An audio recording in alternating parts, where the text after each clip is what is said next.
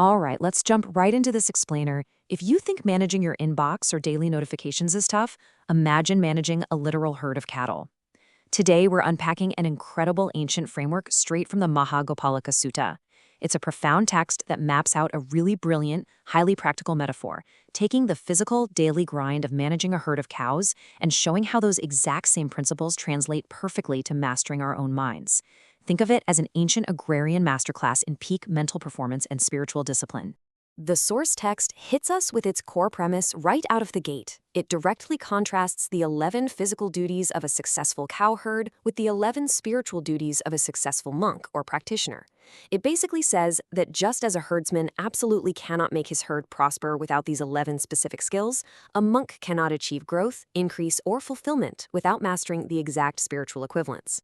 So, to make this dense ancient wisdom super easy to digest, we're going to group these 11 qualities into 4 overarching themes: understanding true reality, guarding the mind, sustaining the practice, and honoring the community. And then we'll wrap up with the ultimate outcome, the path to prosperity. Starting off with theme number 1, understanding true reality. The first 2 qualities are knowing form and knowing characteristics. Now, a herdsman obviously has to know the physical traits and the defining marks of his herd to manage them properly, right? Well, for the practitioner, knowing form means profoundly understanding physical reality itself, specifically the 4 great elements of earth, water, fire, and air that make up all physical existence. And knowing characteristics, that's about being able to identify the karmic behavioral marks of the people around you. The text doesn't mince words here. It states that fools are marked by bad karma, while the wise are marked by good karma. It's really about seeing the fundamental, unvarnished truth of both the physical world and human behavior. Moving right along to theme 2, guarding the mind. The text uses a highly visceral and, let's be honest, kind of gross agrarian image here for the third quality, which is clearing out flies' eggs. A dedicated herdsman literally has to pick pest eggs off the cow's wounds before they hatch and cause rampant disease. So we have to ask ourselves, what does clearing flies' eggs actually represent for our own internal mental landscape? Well, it's a brilliant metaphor for strict mental hygiene. For the monk, these eggs are negative mental states. The text lists them out specifically: sensual desire, ill will, cruelty, and other unwholesome thoughts. If you let these thoughts just sit there, they incubate, they hatch, and then they completely infect you. The successful practitioner actively eliminates these negative mental states the absolute second they appear. Actually, it's a lot like swatting away the urge to doom scroll before it consumes your entire afternoon. You abandon them before they take over. The fourth quality follows a very similar, highly protective logic. A smart herdsman actively bandages and protects the physical wounds of his cattle so bugs can't get in the first place, which begs another crucial question for our own spiritual practice. What exactly are the wounds we need to be covering? It turns out, covering wounds equates to strictly restraining our 6 senses. And yes, in this ancient framework, the mind itself is considered the 6th sense, right alongside your eyes, ears, nose, tongue, and body. If they're left wide open and unguarded when we say, see a beautiful form or hear a really harsh sound, covetousness and displeasure can easily slip right in and infect us.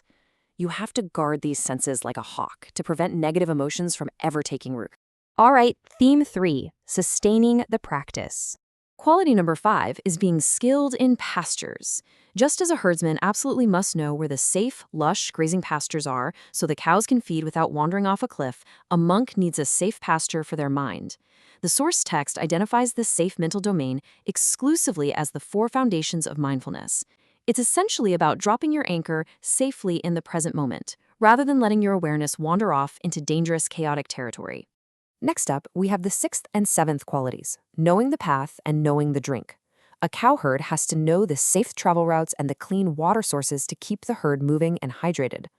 For the spiritual practitioner, knowing the safe travel path corresponds directly to understanding and walking the Noble Eightfold Path. And what about the drink? Well, it's not water. Finding refreshing drink translates to the pure joy, gladness, and inspiration you experience when listening to the Buddha's teachings. That is the spiritual hydration that keeps your motivation totally alive. The 8th quality is this really incredible lesson in restraint: leaving milk. A bad herdsman is greedy. He milks his cows entirely dry, which starves the calves and basically ruins the future of the entire herd. A successful one intentionally leaves some milk behind. This comparison perfectly nails the principle of moderation. Just as a herdsman leaves milk, a successful monk practices strict moderation when accepting the four requisites: robes, alms food, dwellings, and medicine. Taking without limits depletes the entire community and guarantees spiritual failure. Which brings us to our fourth theme, honoring the community. The metaphor acts as a brilliant translator here for the 9th and 10th qualities. A herdsman physically lights fires to smoke out pests that bother the cows. Spiritually, this means actively teaching the Dhamma you've studied to others in detail, helping clear away their pests of ignorance. Furthermore, a herdsman must know the ford, the safe, shallow place to cross a rushing river. For a monk, knowing the ford means proactively approaching learned elders to ask questions. It's about seeking them out to clarify hidden or deep philosophical meanings in the texts so you can safely cross the river of doubt. The 11th and final quality stresses honoring the leaders of the herd. You see, a herdsman treats the lead bull, the father of the herd, with extra care and reverence. Spiritually, this means showing genuine loving kindness toward elder monks, the ones with immense experience who lead and guide the community. And the text emphasizes doing this comprehensively through body, speech, and mind, both publicly out in the open and, crucially, privately when absolutely no one is watching. It's this powerful ancient reminder that true mastery involves deep humility toward those who paved the way. And finally, theme 5, the path to prosperity. When you actually pull back and look at all 11 of these traits united, you realize we aren't just looking at disjointed rules or random agrarian trivia. We're looking at a highly structured, unified system for achieving peak spiritual and mental governance.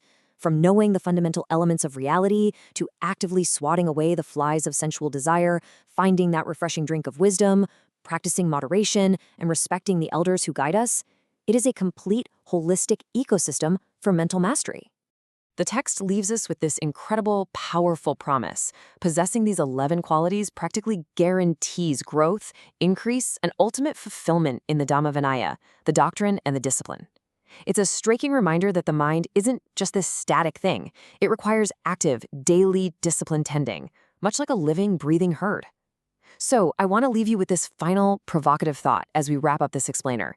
Based on these 11 rigorous ancient standards, how effectively are you managing the herd of your own thoughts today?